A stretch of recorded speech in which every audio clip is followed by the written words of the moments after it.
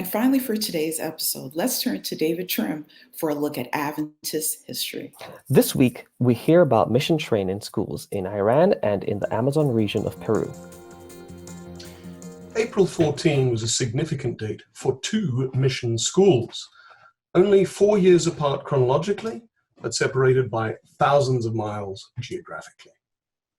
On April 14, 1962, the Iranian government issued a permit authorizing the Seventh-day Adventist Church to operate a secondary school, Iran Adventist Academy.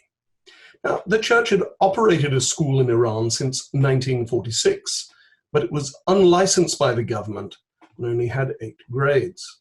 From the late summer of 1962, that changed. Iran Adventist Academy was located on a large property in the foothills of the Alborz Mountains, about 8 miles or 13 kilometers from the Iranian capital city, Tehran. Kenneth Oster had provided vigorous leadership to the school in the late 1950s, and Vigain Makarian provided it in the 1960s. A new building was funded by the World Church, a 13th Sabbath offering, and the building was opened by General Conference President Reuben R. Figure. Very different times.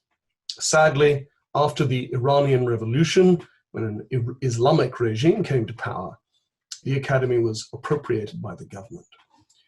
We have no educational institutions in Iran today, few members, and a very limited ministry.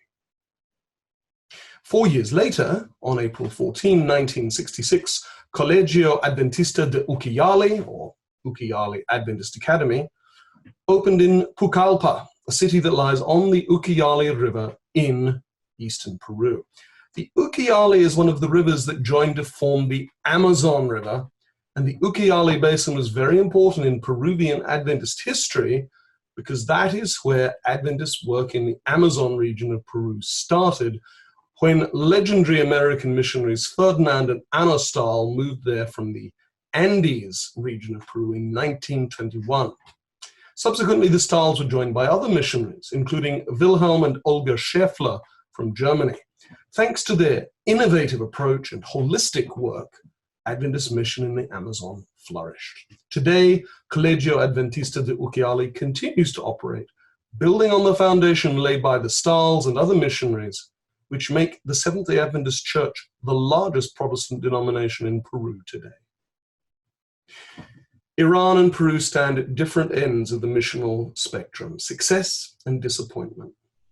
While we praise God for the success, there is still much to do to reach the Middle East and many other parts of the world, as we're reminded by the events of this week in Adventist history.